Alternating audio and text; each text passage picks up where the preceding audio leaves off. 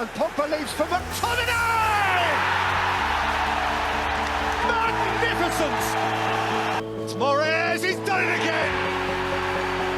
He has fizzed that into the bottom corner. Varney for Chowdhury. And set for Madison! He is one bright young thing! Aston saw Salah running from his own half, so onside here, Mo Salah. Salah to settle it! In front of the Kop! There's no feeling like that feeling! And now you've got to believe them. You have got to believe them. Hey guys, welcome back to the 3KR podcast. We're back ahead of an action-packed weekend in the Premier League, so we'll be previewing all of those games. We'll also have Luke on later in the show to chat all things Arsenal and what has been a rollercoaster of a season so far. So we will be chatting to him later on. But before that, we're going to start with the first game of the weekend, which is Wolves versus West Brom. Wolves are somewhat one of those teams this season who have been unfortunate to struggle with some really bad injuries, and that one of Raul Jimenez has really dictated most of their season so far, and not having him up front, obviously they lose a lot through that. And obviously West Brom, one of those teams who were the first to sack their manager this season, got rid of Slaven Bilic pretty early doors, brought in Sam Allardyce, the man they thought would be the one to keep them up, no trouble, but so far it's not looking likely. And this doesn't seem like an easy fixture for them either. Going to Wolves is a tough game anyway. It's a bit of a Midlands derby in some senses, both teams from the Midlands. And yeah, I can't really see this going any other way than a Wolves win. But what do you reckon, Peter? It's going to be pretty one-sided, isn't it? Yeah, I think probably will be a fairly one-sided game. You think West Brom have just been abysmal the last few weeks. They've shown nothing that makes you think that they'll be able to do anything against Wolves. Wolves have had a real up and down season, haven't they? They've had some good moments, but then, as you said, that Jimenez injury really rocked them, and it's made it very difficult for them. But this is probably the perfect game for them to get a fairly comprehensive victory and push on from there. Especially maybe for some of the players that haven't hit the ground running as much as they would have liked. Fabio Silva being a good example there. Maybe if he has a good game against West Brom, it could be what he needs to kickstart him for the rest of the season. It's got to be a Wolves victory. And I think, my predictions have gone for 3-0 actually. So a fairly comfortable one for Wolves as well. Yeah, I've gone for a fairly comfortable Wolves win as well. My prediction, I've gone for 2-0. But one question I did want to ask you about this game, obviously we saw one of the first transfers of the window was Robert Snodgrass transferring to West Brom from West Ham. So what are your thoughts on that? Are you going to miss him as a West Ham fan? Do you think he'll do well there? Firstly, I definitely will miss him as a West Ham fan, which I never thought I'd say when we first signed him. It was quite a sort of uninspiring signing, I think, but he's really done an incredible job for the team. I don't know if you recall, but he got some really sort of bad public criticism for our club's owners. Only about a season after we signed him, there was some really sort of bad stuff they were saying about, we never should have signed him. We didn't really want to sign him, but we had very little choice. And at that time, he was still fighting his way into the team. That was the opportunity where, for a lot of players, he would have just sort of turned into a bit of a rogue player, fought against the system, refused to play, refused to try. And instead, he did the exact opposite. He worked really, really hard. Whenever he played for us, he put in a real shift, showed a lot of passion, a lot of commitment to the team, scored some really important goals for us, assisted some really important goals for us, and just in general was a really key player to have around the squad. Sounds as well like he was hugely likeable. Everyone got on with him. He was a really good sort of feel-good player to have in the dressing room. So he'll definitely be missed. In terms of whether he'll make an impact at West Brom, I think he's a brilliant player to have in their team because he's got a huge amount of Premier League experience. West Brom have got a lot of players who haven't really played in the Premier League a lot. They've got a lot of young players that can learn a lot off him. He'll obviously be familiar already with Grady Diangana, who went there in the summer. So maybe Grady will benefit from having his sort of mentorship there. I think he could be a really good signing for them. Whether he will turn around their form, I don't think he's got that potential in him to be a player to completely shift their season. But I think he'll have a key role to play, and you can see him being quite a vital sort of elder figure around the team to sort of give them a bit of a boost in terms of their mentality at the very least. Yeah, he's one of those players, I guess, who's a bit of a journeyman now in the Premier League. He's got an abundance of experience at that level, and whilst he might not be in the prime of his career anymore, I think he will definitely add some valuable expertise and knowledge of the Premier League. So I don't think it's going to be the signing that's going to change West Brom's season, but I do think it's a valuable one nevertheless. Right, moving on. The next game we have is Leeds versus Brighton. Two teams who have played some really pretty football at times this season, but I guess Leeds have had slightly the better of it. They obviously have had some very big wins against some good teams. But again, on the other side of that, they've looked very rocky against some of the better teams in the league. And as for Brighton, they just have flattered to deceive. As we say, week after week, they play nice football, it seems. But without that cutting edge, they just don't have a striker up there who's going to bang in the goals every week. And they've had some key injuries as well recently, which I think's really hindered them. But overall, two teams, to me, seem to be going in the opposite directions in the Premier League. And I think if Leeds do push on, I think they could, if they get the right kind of players in January, I think they really could be a top 10 team this season. As for Brighton, I don't think they're going to be getting away from a relegation battle. No, I agree. I think it's worrying times for Brighton because their form recently has been really poor. Looking at the league table as well, they're only, after Sheffield United's good result in midweek, they're only actually 9 points ahead of where Sheffield United are, which, considering how bad the Sheffield United season has been, that says something. Admittedly, Brighton do have a game in hand before this weekend fixture, but at the time of recording, they haven't played that, and it is against Man City. So you wouldn't think they'll probably come away with anything from that, which will make their run of winless games pretty long if they manage to lose against Man City and then don't get anything against Leeds. So bad times for them. And sadly, I can't see that it's going to be anything other than a Leeds win. I think Leeds will be looking to bounce back as well from their poor FA Cup result, and they'll be hoping that they can get a victory, and I think they will. I've gone with a 2-0 victory. Yeah, it's difficult to look past Leeds in this one. Obviously, they did lose at the weekend in the FA Cup, and I do think Bielsa will probably lay into the players a little bit. I don't think the performance was good enough by his standards, and yeah, they're bound to bounce back, I think, and that could be a bad sign for Brighton because they're missing some key players now with injury. I think Welbeck's still out, and they're missing their number one choice goalkeeper, Ryan, and I think Lamptey's still out as well. So all those key players in the team are missing, and a rampant Leeds on the bounce back are gonna really look to put a lot of goals past Brighton. So yeah, I think I'm going to go for a 3-0 actually, and it's going to be pretty comfortable. And if anything, this could push Leeds into the top half of the table. Moving on to the next game, we've got West Ham taking on Burnley. It's an interesting one for me because I've been really pleased with how West Ham have played recently, despite the results not actually being that great. The last result was a fairly decent one against Everton with a 1-0 victory there. For Burnley, they've had some really good results recently. They've ground out some good results. They've got the goals that they needed. They've not had many high-scoring games, but that's not really going to be what's going to happen for Burnley anyway. So it's a really, really tough one to call. I would like to say that I'd like to back West Ham in this one. I think there's more potential for West Ham to go up and get goals than there is for Burnley. And I think defensively, West Ham have looked really solid recently. Never thought I'd be saying this, but with the introduction of Craig Dawson into the back line, it's looked like a really, really solid team now. So I've gone for a very, very narrow 1-0 victory here. Don't think it'll be a lot, but I think we'll have just enough to prevent them from getting too many attempts on goal. And then I'm hoping and praying for a Ben Rama debut goal, or Ben Rama first goal, I should say, to kick off his time at the club as well.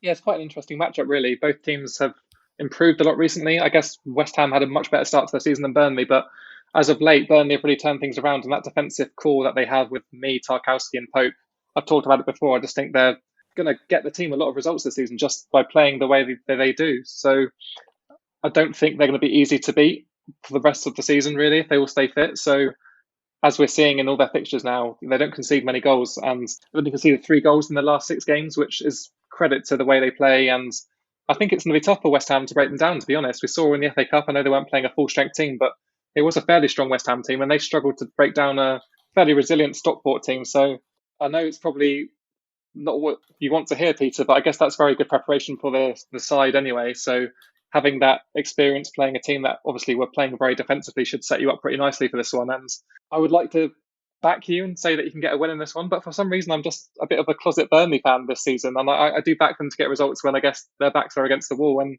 whilst I don't think they're going to win, I think they might trouble you and probably get a point. So I'm going to go for a 1-1. But one last thing on this game, obviously we saw in the transfer window as well, another player leaving West Ham was Sebastian Haller, who's gone to Ajax for a decent amount of money, 25 million, but it's almost half what you paid for him almost 2 years ago now. So I'm just wondering what your thoughts are on it, and whether you think you need to replace him this January. I guess you probably are thinking that you do need to.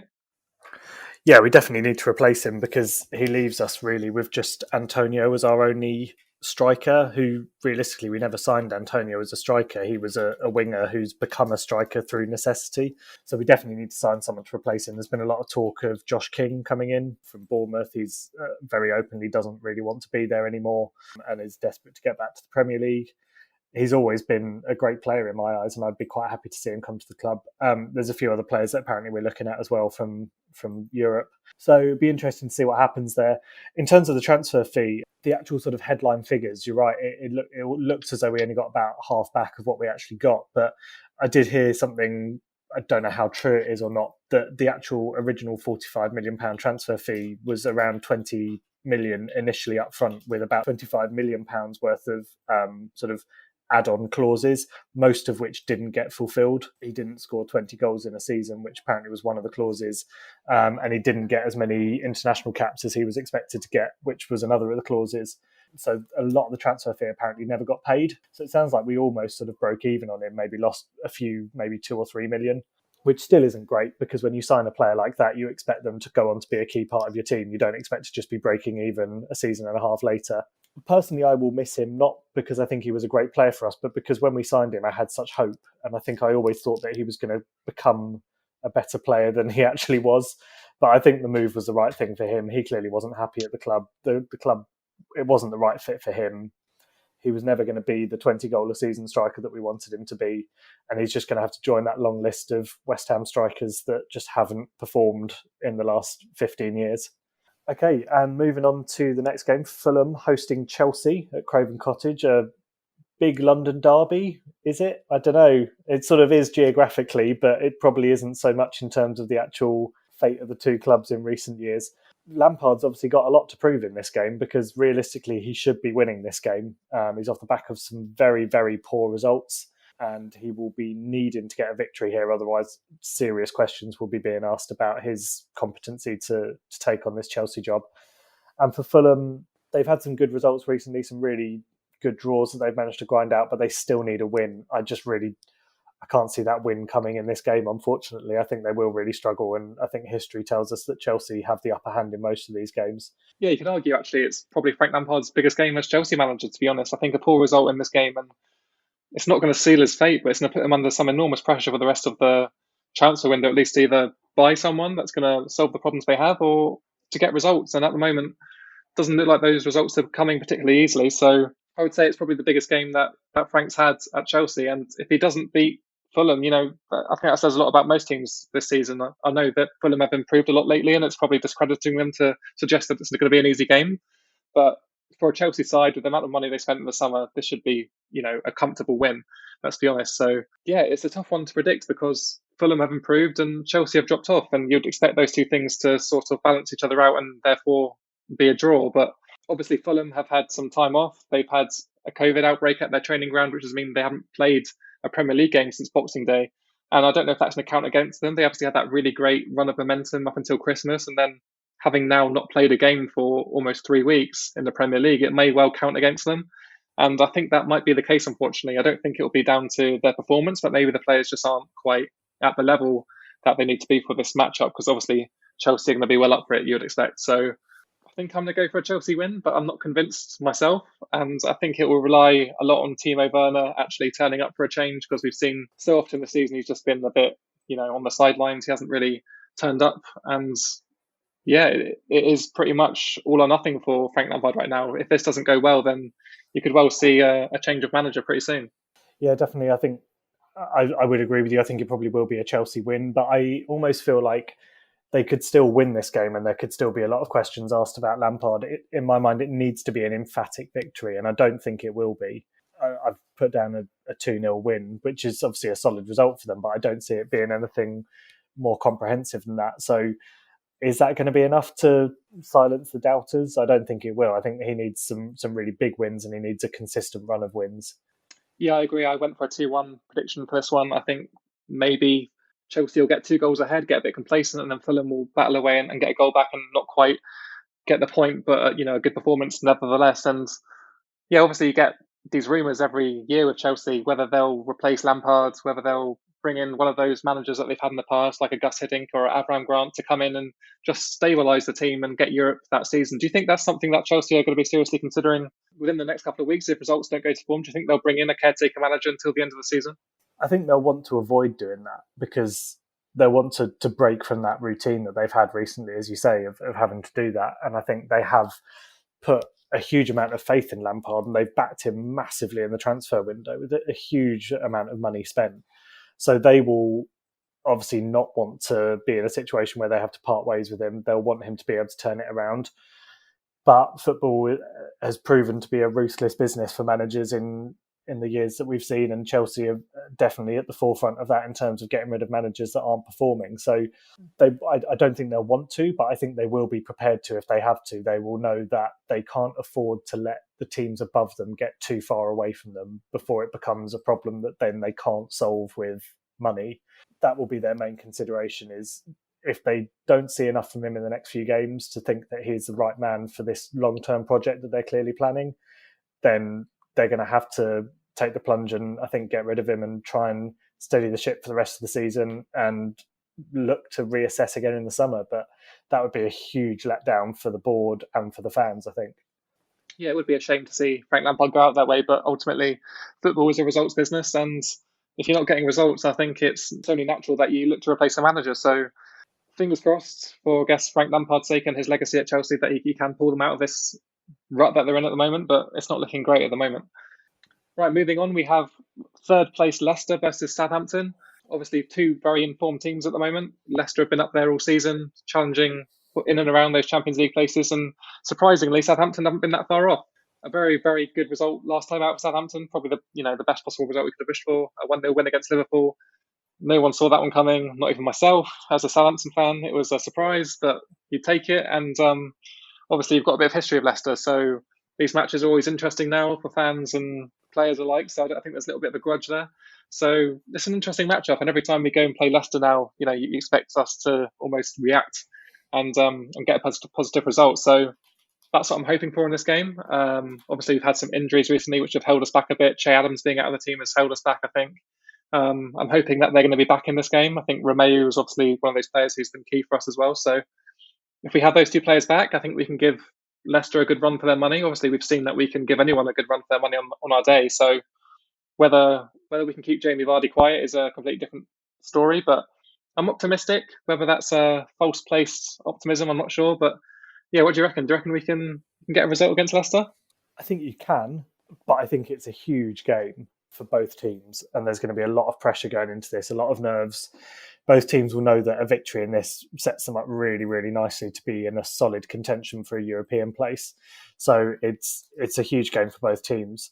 And in games like that, you can never be sure which way it's going to go. There's always, there's always an element of unpredictability about it. I think both teams have shown enough this season to prove that they're worth the victory in this. It's a really, really hard one to call for me. It's the one that I probably spent longest thinking about in terms of looking at a prediction for it. Having said how much of an importance it would be to get a win, I'm actually going to predict a draw in this one. I think it could end up being a 1-1 draw. You've got Ings and Vardy, both England or English strikers, both in good form. We can see them both getting a goal. But I think at the end of the day, both teams are going to have to take a slightly defensive approach to it because they won't want to lose it and give that advantage to a team that's in a similar position in the league to them. So I think both teams have got the potential to win. So it's a tentative 1-1 draw prediction for me because it could go either way, really. It's a really, really tough one. Yeah, I agree. It's a very difficult game to call. And I do think you're right. I think the team that wins this game or does get a winner, it's going to be up there and legitimately have a good argument for getting European football this season. So I can't back Southampton to win. I don't think I'm confident enough. But I might go for an entertaining score draw. I might go for a 2-2. Both teams obviously can score goals. We've shown that this season, as of Leicester. So I'm going to go for a 2-2 and hope we come out on the better end of it and maybe snatch a win. But I'm going to play it pretty safe and go for a draw. Yeah, I would hope it's going to be an entertaining game at the very least. And history has proven that this fixture can be entertaining. Plenty of goals would be nice. It's one that should be played in a really good spirit with both teams wanting to get a big result. So hopefully an entertaining game, and hopefully it's not one of those games that seems so vital to the season and then peters out into a terrible, boring game. I don't think either team really plays a style of football that would allow that to happen. So I think it could be a good one. Moving on to the next game, we've got Aston Villa facing Everton at Villa Park. very similar positions in the table here, aren't they? Aston Villa's 8th, Everton sitting 7th in the table, both with very good form, albeit with defeats in their last games. So quite a difficult tie to call as well. It's going to be tricky because Aston Villa have shown how great they can be on their day, but then have had some poor results. And Everton, likewise, their form's gone up and down all over the place. I've really struggled with this one. I'm going to let you say your prediction before I say mine for this one. Yeah, so I guess my prediction is somewhat based on the current predicament that Aston Villa are going through. Obviously, we've seen recently they've been hit with COVID, and I don't think it's been like other teams. I don't think it's been just one or two players. I think, to me, it sounds like it's been the majority of their first team players. And when that happens and you're unable to train for a prolonged period of time, I think that's extremely problematic, especially for a team like Aston Villa, who have almost relied on their form to get them through certain matches this season. Obviously, they played the kids against Liverpool in the FA Cup, and it wasn't awful. We saw some really good performances from one or two individuals, but against Everton, who have been very, very good this season, very consistent, minus like a brief patch where they lost 3 or 4 games in a row. But I do expect them, if this game does go ahead, to have the upper hand on Aston Villa just purely because of that momentum, having the games under their belt recently. Obviously, I could be very wrong about this, and Aston Villa could turn up all revitalised, put COVID behind them when they turn up and just have an absolute stormer. But I don't see it going that way, and I'm actually going to go for a pretty comfortable 2-0 Everton win because I do think all those factors go into my prediction. So, yeah, comfortable, I think. It's interesting. I can definitely see the logic behind what you're saying. The COVID situation at Villa has clearly been a massive problem for them. But then, as we record this, Everton are actually playing against Wolves in the midweek game, and they're drawing 1-1 just after half time as we speak. But looking at the lineup it's a very makeshift lineup for Everton as well. They've clearly got some of their own issues with injuries, and potentially, I don't know too much about the issues they've had, but I think it looks as though there might be some players unavailable for whatever reason as well. You've got Richarlison sat on the bench, Andre Gomez, Bernard, Tosin, players on the bench that definitely could be playing in that game who, for whatever reason, aren't, whether that's just a legacy from their FA Cup exploits, I don't know. But it's a strange lineup, and it makes you wonder whether they do have some niggling issues that they're trying to avoid sort of exposing too much.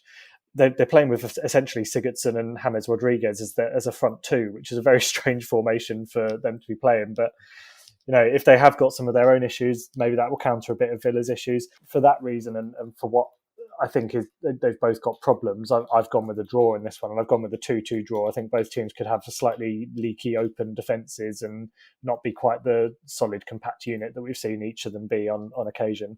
Yeah, you make a good point there, actually. I think those injuries or players missing through unknown niggles or slight issues could well play a part. Obviously, we've seen how reliant Everton have been on Dominic Calvert-Lewin this season. So if he's not playing, you wonder where the goals are going to come from. They haven't really got that substitute striker to come in and do that job. So whilst you make a valid point, I'm going to hesitantly stick with my prediction and hope that whoever comes in and plays up top for Everton can get the goals and exploit, I guess, a fairly fragile Aston Villa side. Okay, so the next match of the weekend, Sheffield United still bottom of the table despite a great midweek victory over Newcastle, their first of the season. They're taking on Tottenham, who come off a really strange FA Cup tie against Marine, and then obviously they've got a midweek game as well. So both teams have had midweek games. Both teams played at the weekend. Potentially a lot of fatigue coming into this, but let's not get too carried away with Sheffield beating Newcastle. I think realistically there's only one outcome of this game, surely. I guess Sheffield United fans might get carried away now they've got that first win under the belt, thinking they can beat anyone in the league, but I don't think it's going to be like that this season for them, as much as we've seen that was been good for them this season. Obviously, there's been so much that's been awful, basically, as we've heard from Andy last week. It's been a season of struggle for every Sheffield United fan out there, and I feel very happy for them that they managed to get that first win under their belt, because I'm sure a lot of fans were worried that it wouldn't come this season and they might end up with a really embarrassing points total. But they've got that first win now, and you would hope they can push on and get a few more and beat Derby's record low total. But I don't think it's going to be benefited by this game. Tottenham, obviously, we've seen this season have been very free scoring, and Son and Kane are almost impossible to stop on their day. And it's very difficult to see how Sheffield United are going to be able to set up to stop those two. So as much as I'm glad that Sheffield United have got that win under their belt and they're on the up, it seems, I can't see it being drawn out too much. And I think they'll be brought back to reality by Tottenham. And I'm sure Jose Mourinho will be well up for this one and make sure that they put Sheffield United back in their place. So, yeah, I'm going to go for a fairly convincing Tottenham win here. So 3-1, I think. Yeah, I think, unfortunately for Sheffield United, I think it probably is going to be a fairly emphatic win for Tottenham. I've gone for 3-0 actually, so not that dissimilar. Although I did make that prediction before the midweek game, so I still don't think I would have changed it too much. One thing that Tottenham have just shown me time and time again this year is when you've got Kane and Son playing on the pitch in the form that they're in, you can never really back the opposition to keep them out. They're always going to find a way to score in those games, and consistently they do. It's very rare that they don't score in a game. I think they've got the potential, as we've said throughout the season, they've got the potential to go on and finish in the Champions League places. But we do keep saying it, they do have the potential to lose out on it as well. But I don't think that blip's going to come against Sheffield United. I think this should be a fairly comfortable one for them. Yeah, I agree. And I guess the question is, without Son and Kane, where do the goals come from for Tottenham? Because they brought in Bale in the summer and he's not really shown what we know he can do. I don't know whether he's been given a chance or whether he's just not up to the fitness levels that Jose Mourinho is expecting of him. Either way, we haven't seen a lot of him so far. So do you think maybe for Tottenham to push on and get Champions League, they need a little bit more out of Gareth Bale to justify being in those Champions League places? Yeah, I think they do. They definitely need him to be a player that can come in and either replace Son if Son gets injured and hit the same sort of form as him, or play on as part of a three with Son and Kane, because that's what they're really missing out on at the moment is a third part to that puzzle. They've got a great pairing in Kane and Son, but they've got no one else to go with them consistently that's going to perform at the same level. We know that Bale has the potential to do that. We've just not seen it from him yet. And like you said, I don't know really the reasons behind that, whether it's fitness, whether it's attitude, whether it's just not actually looking as good as he once was in training. But yeah, realistically, if there's a player that needs to step up to the mark, it's got to be him, because you look at the rest of their squad, the players that aren't playing, you've got Carlos Vinicius, who, yes, he scored a hat-trick in the FA Cup, but that was against sort of part-time plumbers, etc. So, we're not going to suddenly be saying, oh, he can come in and fill the boots of Kane if Kane gets injured. So they definitely need a backup, because when you're that heavily reliant on two star players up front, all it takes is one injury or a suspension, or, I mean, neither of them are going to leave in the January transfer window, are they? But, that kind of thing that happens, and suddenly you're at a real loss as to what to do with that team. So I'd be interested to see how much we see of Bale in the second half of the season. And once he does leave, if he does leave again, or whatever happens at the end of his time there, be interesting to see what kind of comments get made in the media by people like Mourinho or people that played with him, to see, what was the reason for him making this big grand return and then hardly featuring for the team. Yeah, it's a very interesting one. And I'm sure not the way that a lot of Tottenham fans saw it panning out, but that's the way it is. He sat on the bench and probably will be for the remainder of the season, as it seems at the moment. Right, up next we have probably the biggest game of the season, arguably, so far. First versus second in the Premier League. Liverpool, top of the league, versus Manchester United, second in the Premier League. And yeah, it should be a really intriguing game, to be honest, because both these teams they've been playing the best football, you could argue, this season. But as of late, we've seen a bit of a decline from Liverpool in terms of their form. They've not been blowing teams away as they have been for the last almost 2 years relentlessly, whereas Manchester United are starting to pick up results like they did at the end of last season, and they're almost reversing roles a little bit. Manchester United are playing the attractive attacking football, and Liverpool are struggling to break down teams and get goals, which is very unlike them. It is billed to be, a very big game, and I think it probably will live up to that billing, because I'm sure United fans want to go top of the league, and I'm sure they want to win at Liverpool, because Liverpool have this huge unbeaten run going on at Anfield at the moment, and whether they can, what an incentive it is for Manchester United to win that. So I would love to predict that, but I'm not bold enough to do so.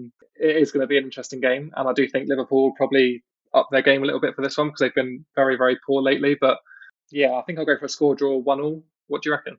Yeah, I've gone for the exact same result, actually, a 1-1 draw. Interesting, I mean, obviously, yeah, it's first versus second, but as it stands, we don't actually know which team is going to be in position of first at the time this game is played. United are playing as we record as well, and as it stands, they're drawing with Burnley and are technically top of the league, so that would give Liverpool even more of a reason to want to go ahead and win this game. I would love to see United end Liverpool's unbeaten run at Anfield. It would be the perfect way for it to end, wouldn't it? It has to end at some point, and the last thing we want is it to end in like a fluky 1-0 win for West Brom or something. That would just be horrific. Although I think they've already played West Brom at home, but you know what I'm trying to say. Liverpool have really confused me recently because they had that incredible 7-0 win against Crystal Palace, and then in the 3 games since then, they've only scored 1 goal. And it's almost like they sort of set themselves up to be, oh, look, we're back, we're going to play incredible football again. And then they've just forgotten how to do it.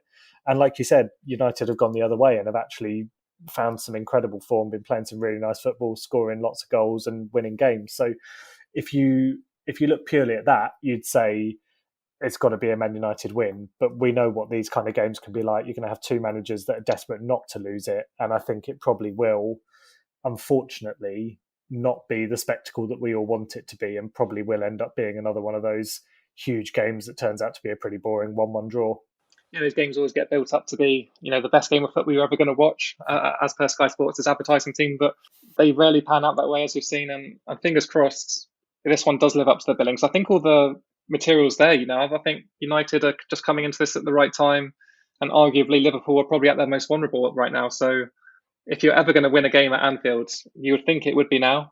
I'm not going to predict it because I tried that earlier in the season and it didn't work out for me. So, but a 1-1 draw, and maybe United go ahead early on and hold on till very late on in the game, and then Liverpool equalise. But yes, it's definitely going to be an entertaining game, I think. Yeah, I definitely hope so. I mean, that's all we really want from this, isn't it? An entertaining game, and unless you're a particular fan of one or the other, you probably don't care too much about who wins. You just want to see a really good classic game of football that should be a very good spectacle. Okay, moving over to the blue side of Manchester, we have Man City facing Crystal Palace this weekend. Manchester City are one of those clubs now who are probably in the best form they've had all season. They started the season pretty rocky, but recently that defensive partnering, Diaz and Stones at the back, they just look like a brick wall, and they've hardly conceded a goal in their last 6 games. So that turnaround from the start of the season, where they looked very leaky and very questionable at the back, they've really turned things around, and it's credit to Pep and everyone in their coaching team to have their defence now singing the same song, and they look almost impossible to get past at the moment. As for Crystal Palace, I mean, we've seen it with them all season, really. They come off bad results and then pick up a good result and then go on a run where they don't win a game for 5 games, but then win another game. And, that's probably how the rest of their season's going to go, and they'll finish lower mid-table and they'll be fairly content with it, because that's just how Crystal Palace have been in the Premier League since they got promoted. So it should be a very predictable game. I can't see Crystal Palace really doing any damage against this Man City defence. And all that needs to happen really for Man City to start pairing is a goal scorer, I guess, to come into the team and start scoring the goals. Because as we've seen all season, Aguero and Jesus haven't been in the team and they haven't been scoring goals on the regs, I guess. And I think they really need someone to start doing that, because right now that's falling on Kevin De Bruyne, it's falling on Raheem Sterling and Phil Foden, who, as good as they are, they're not going to get you 20 goals a season. So to be in with a title challenge this season, they definitely need one of those 2 strikers to stay fit for a long period of time. If they do, and say it happens in this game, I can see it being one-way traffic for 90 minutes and a very convincing scoreline. So I think Sergio Aguero is going to be back for this game, and if he is, I can see it being a bit of a goal fest, to be honest. I'm going to go 4-0 Man City against Crystal Palace this weekend. Yeah, and I've written down 4-0 to Man City as well. So we're sticking to our usual theme of going for similar predictions. I think it's an inevitable result, isn't it? As you said, City defensively have just looked back to their best, and all they need is that missing piece of the puzzle to get the goals flowing again, which realistically, if he can stay fit, is Aguero. We know he can do it. We know he's got that just natural talent to make him one of the best strikers the Premier League's ever seen. So there's plenty of good reasons to think that this should be a very emphatic victory for Man City. And as much as Crystal Palace have had some good results, they've, in my mind, been one-off results that they've not really necessarily deserved over the course of the season. They've just got good results, as every team does every now and then. So I think against a team as solid and as good as Man City, I just don't see them being able to put up any sort of fight or defence. Everything in this game just leads towards Man City doing really well. So we'll just have to wait and see now, because those comments will sound really stupid if Crystal Palace manage to get a result. But it seems hard to predict anything other than a really big Man City win. Yeah, it wouldn't be the first time that Crystal Palace has turned up the books against Manchester City. I'm sure you'll remember the Andros Townsend worldie a couple of seasons ago, and I think they won that game as well. So I'm sure crazier things have happened, and considering the form that both teams are on, it makes sense to predict a 4-0. So fingers crossed it happens. Okay, and finally, we're going to talk about the last game of the game week, which is Arsenal against Newcastle. We've actually got another guest on this week. Luke is joining us to talk about all things Arsenal. Luke's a good friend of mine going back many years. He's also spent some good times in the pub with both me and Matt watching some classic games. So we've got him on this time to get some insight from him as to how things have been going for Arsenal and how he thinks things are going to go in this particular game. So Luke, welcome on. You guys, thank you. First of all, do you want to let us know sort of what are your thoughts on the season so far? Give us an overview of what it's been like being an Arsenal fan. Very up and down. Before the season started, obviously we'd won the FA Cup. We'd then won the Community Shield. We were doing well against sort of the top six opposition, if you like.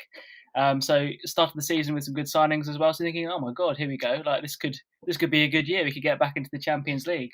And it started okay. I think we won our first game, didn't we? But then it slowly deteriorated and it just got from bad to worse after the Man United win. And then, yeah, it really deteriorated. We couldn't score a goal to save our life and we started to concede at the same time. But strangely, we've gone from relegation favourites to title challengers again in the space of a week. Literally 3 games in a week to turn it all around, and now we're only 3 points behind Chelsea or similar. So it's not where I wanted to be at the start of the season, but where we are now, I can't complain based on where we were a month ago. Yeah, like you said, it was also a very tough start to the season for most Arsenal fans. We hadn't won in like 8 games, something like that, and it was a really tough period around Christmas. And what do you attribute the change down to? Do you think Arteta's really managed to change things tactically, or do you think it's just a matter of players starting to care a little bit more or realising that they were pretty much in a relegation battle?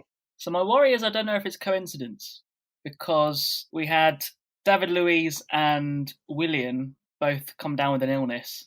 So they were out for this week where we won 3 games. And we had our youth players come in and we had this resurgence. We had Saka has been playing consistently, then Smith Rowe and Martinelli back from injury as well. I mean, really, Smith Rowe's the new one on the block because everyone's like, wow. And so they obviously played and did amazing. But then we had a perfect example of the FA Cup when we played Newcastle, where Willian's back from his illness. He plays. The game's so boring for 75 to 80 minutes. And then as soon as Willian and Pepe come off, Saka and Smith Rowe come on, we looked so different. We just had sort of, we're doing this sort of classic Arsenal tick-a-tacker, actually trying to make a through ball, like trying to work through the middle rather than just going around, passing the ball around the back all the time. I mean, Willian must have it in his contract that he has to play a certain amount of games because he has been terrible since the first game and was only dropped through illness. So it coincided with our turn of fortune. So I don't know whether that's Arteta changing tactics or whether that's just the luck that Willian was ill. Yeah, one of the other players you mentioned there who I wanted to ask your opinion on is Pepe. I've just sort of found with him, when he first joined, there was a lot of real hype about him. And then I think very quickly that hype sort of faded off with not the best start for him at Arsenal. But he has shown some real sort of moments of what he can do. For you as someone that watches him more consistently, I mean, what's your view on him? Do you think he does have what it takes to be one of your key sort of influential star players, or is he just someone that's been put in an awkward situation with an over-elevated price tag that makes him seem like he should be better than he actually is? I'm a bit torn because I don't think he's been given the chance, really. He's played under 2 different managers now and an interim manager. And under all these managers, he hasn't played 4 consecutive games. Not since he's been in the club. He hasn't played 4 games in a row. He's not been given that opportunity. However, at the same time, you've got Smith Rowe come in for 1 game and set the world alight.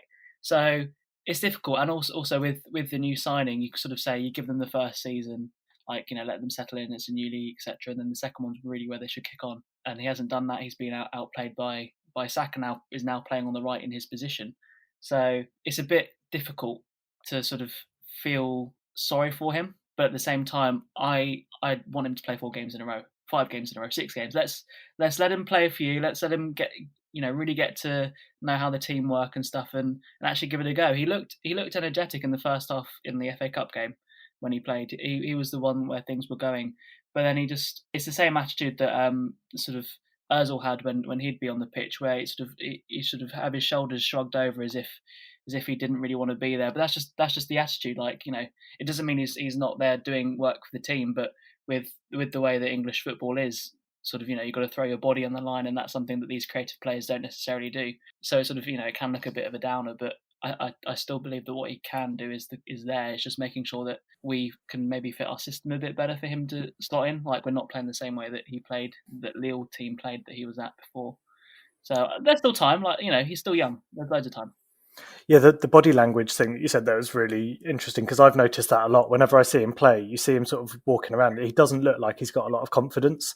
I wonder whether he's maybe a player that, if he's not going to get that consistent time in the team, like you're saying, several games back to back, would he benefit from even like a half season loan out somewhere to sort of pick up that confidence, maybe get some more time under his belt, remember what he can do, and maybe bring that back with him? But I guess it's always hard to loan out a player that you've spent £72 million on, isn't it? I don't think you can do that at all. To take a player and loan him out when he's cost 72 million, that's just going to look so bad on yourself as the club, but then also for him as well. He could never walk in again. Really, when he comes back, you can't. We'd have to, if it was to be that way, we'd have to sell him. Yeah, and obviously he signed Aubameyang down to a really long contract in the summer. All the fans wanted it to happen. He eventually did it. In hindsight, do you regret that decision, do you think, as a club? Do you think he is the man to score you the goals? Because this season it hasn't really proven out that way, is it? No, it seems to be the exact same situation that happens every time we get a player who signs the dotted line. They're playing for the contract and then they sort of dip a bit. 3 years is a long time. I would have happily taken it after the FA Cup. But again, he's one of those ones where he sort of, when he's not, he needs the feeding of the team around him. And, he shouldn't really be captain. He's not the one to lead and command the team forward and do things and make things happen. And I think that's why he's now being put on the left. Because actually, Lacazette, all 5'9" of him is being this target man, and he's doing all the nitty-gritty work. He's getting his foot in on the tackle. He's pressing the defensive line. He got a headed assist for Smith Rowe. It's he's there, the one doing the work now. And that's why Aubameyang is on the left, because he doesn't seem to be willing to do that. I don't know what it is. Obviously, he's class in front of goal. It's just a drop of form. I mean, it's his worst. I think it's the worst form he's been in his career. Hopefully, that's not just age, but I don't. You can't dip from that class to where he is now so quickly. No, if it had been a decline over a couple of seasons, you could put it down to age. But he's gone from sort of top form to doing very little in no time at all. So I think it probably is just sort of a temporary dip in form. You said earlier quite a bit about sort of the youth players coming in and doing really well. On that note then, what do you see as being sort of the areas that you would like to see the team strengthened in the January transfer window, if any? Or do you think actually that the youth players that have come in should actually be given the opportunity to cement their role in the team for the rest of the season? It's great to see them in, and let's keep them there. Let's keep them bedded in. Let's play them while they're on form. If they drop out of form a bit, put them on the bench. But at the same time, we need proven players. We need top quality. We want to be a top 6 team. We want to be in the Champions League. We need the proof, and then we need the young players to learn from those players and also be the one. They need to challenge each other to be fighting for that space. So we definitely need an attacking midfielder. I know we've been linked with Buendia from Norwich, and in the summer it was Aouar. And then I would also say a backup goalkeeper. Runason's come in, has looked very shaky. Didn't seem like we did much sort of scouting on him, from what I've heard. He sort of just came in because we sold Martinez. Obviously, it's a difficult decision to have to sell Martinez. He's really good, but I still back Leno. I just wish we sold Martinez for some more than what we did. At the same time, I think we haven't sort of kept that strength there, but we've got a good first choice. It's just having that competition. Other positions. No, I think our main aim for this window is to offload. We've got to get rid of some wages. We've got Ozil, we've got Socrates, Kolasinac has gone on loan now, Mustafi. They're all their contracts are running down. They're on lots of wages. It seems like we're just going to offload them, get some money up, and then Arteta can have his impact and sign the players he wants to. Yeah, then looking ahead to the weekend, obviously you've got a repeat of that FA Cup tie on Monday night against Newcastle. Do you fancy a repeat performance, maybe a slightly more comfortable victory in that one, or do you think you'll struggle again? I have to say we've got to win, right? We've won our last 5 games against them, scored 11 goals and only conceded 2, and one of them obviously being most recently. Yeah, we had to go to extra time for that. So, it depends if Willian starts, is what I'll say. If Willian starts, we could lose. But no, I think based on the form at the moment, we should be in a strong position. There's a lot more confidence in the team. They're playing with a bit more freedom. But we saw in that FA Cup match how easily we could revert back to the issues we were having. This sort of just passing around from left to right, around the back, not really doing much, trying to get the crosses in to Lacazette in the middle instead of trying to breach through the middle. I'm nervous about every game still, but I have to back us for a win. I do think you come through with the win from this game. It was very hard to predict anything other than an Arsenal win. In my notes, I've written down a 3-0 Arsenal win, so I've gone for a fairly comfortable one, actually. So you'll be pleased to hear that. Matt, what about you? What have you gone for? Yeah, I've gone for a 2-0 actually. I don't expect it to be comfortable with Arsenal. I feel like there's a lot of pressure for them to score a lot of goals at home, and they rarely do. So I don't think it'll be any different. But a win is a win, and I'm sure most Arsenal fans would take a 2-0 home win over Newcastle. And just on Newcastle, I think they're the worst team I've seen this season. They've not really done as well as they thought they should have at the start of the season. I think they brought in a lot of players that they thought were going to do a lot better, but they haven't done that. I don't know how long Steve Bruce can stay in this job, to be honest, because they play such drab football. At the start of the season, I thought Crystal Palace played bad football, but then Newcastle have taken it to a whole new level.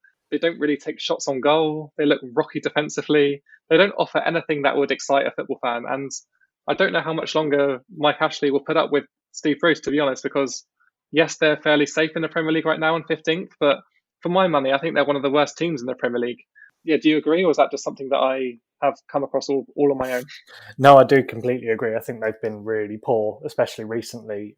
They're on a really long winless run of their own at the moment. They've just lost to Sheffield United, who hadn't won a single game so far this season. If I'm right, they're on 2 wins from their last 12 games, and those 2 wins came against West Brom and Crystal Palace, who we've just been saying haven't been that great in their own right this season. So those 2 wins have really come against weaker teams. Any team that they faced that's shown any sort of ability to attack and score has given them a problem. They got a draw against Fulham, who also haven't been that great.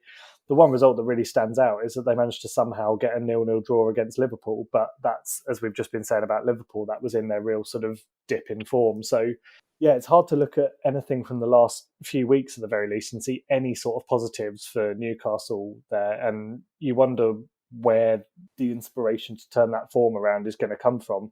They've not got easy games coming up after the Arsenal game. They've got Leeds and Everton as their next 2 after that. So you could be talking about a winless streak of about 15 games by the time they get to the end of that. And that's relegation form, isn't it? Yeah, for sure. And it wouldn't surprise me at all if they end up in a relegation battle. And I do think that Mike Ashley, again, needs to back his manager. I know he backed him in the summer, but Steve Bruce hasn't really had the influx of players that I'm sure he wanted. And if they are going to push away from this relegation battle, I think they probably do need to invest at least 1 or 2 players in this team at the moment, because it's a very stale looking team and they don't offer too much. Obviously, they're missing Alan St. Maximan, which is huge for them at the moment. But aside from him, there is very little to get excited about in that team. Yeah, their ability to score is going to be a huge problem for them, because they just don't seem to be able to find a combination or a style of play that works for them in that regard. It's interesting, while we're speaking, I just had a quick scroll back to sort of their early season form, and they had a good run in the League Cup, and their actual sort of results for the first few weeks was really, really good, and then it's just been downhill ever since then. I'd actually managed to wipe it from my memory, but they beat West Ham 2-0 on the opening day, a game that we watched together actually, which was pretty atrocious from a West Ham point of view. And looking back on it now, you have to think it was probably more down to how bad West Ham were in that game than anything Newcastle did that made them deserve it. They've got to do something about it. They either need to invest in the team, or they need to find some way of getting the players that they've got to gel and play in a different system, because at the moment it's just not working. Okay, just the one question this week from our listeners. From Alex this time, we have a question, which is, do you think Timo Werner has a future at Chelsea, or will they cut their losses and offload him in the next season or 2? Yeah, Peter, what do you think of that one? I definitely think he has a future at Chelsea. I think you don't sign a player for like 50 million or 50 million euros or pounds or whatever it was, and then bid him off after half a season. He's had a difficult start. He's not performed at the level that we expected him, but I think a lot of that comes down to the huge amount of expectation that there was. He was on really, really good form in Germany, and whenever you come off the back of form like that, it's going to be really difficult to maintain that form whilst gelling in with new teammates in a new league, in a new country. I do have a bit of sympathy for him, and I think some of the criticism that he's had has been fairly harsh, considering I think the criticism has more come from fans of rival teams who were gutted they missed out on him at the time and are now loving the fact that he's not performing. I think that definitely plays a part in the sort of perceived failure of him. If you look at his underlying stats, he's actually not been that bad. He's contributed quite a lot of goals, and he has been involved in the build-up to goals as well. Not necessarily within the Premier League games. A lot of those have come in other cup competitions, but still, they're goals that he's scoring. He's doing the job that he's been paid to do. Chelsea will obviously want to see that kind of return from him in the Premier League, and I think that will come with time.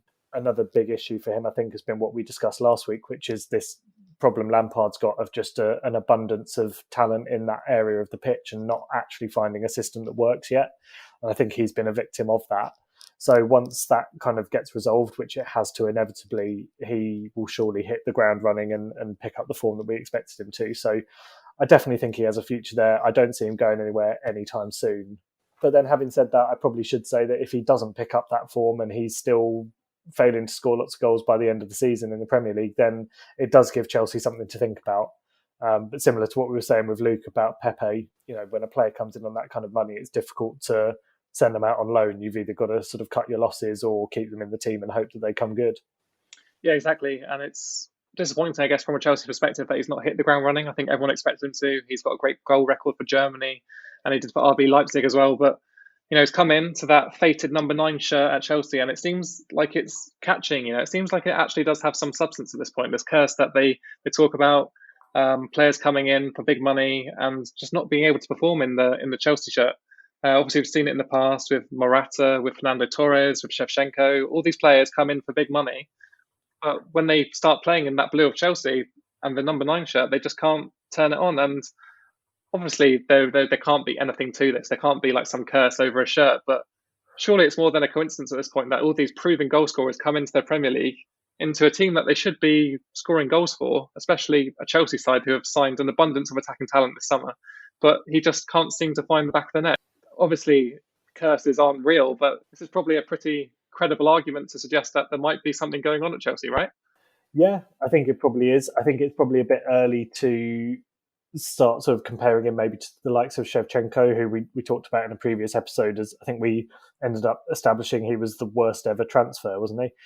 So I think that's probably maybe a bit early to be putting him in the same bracket as that.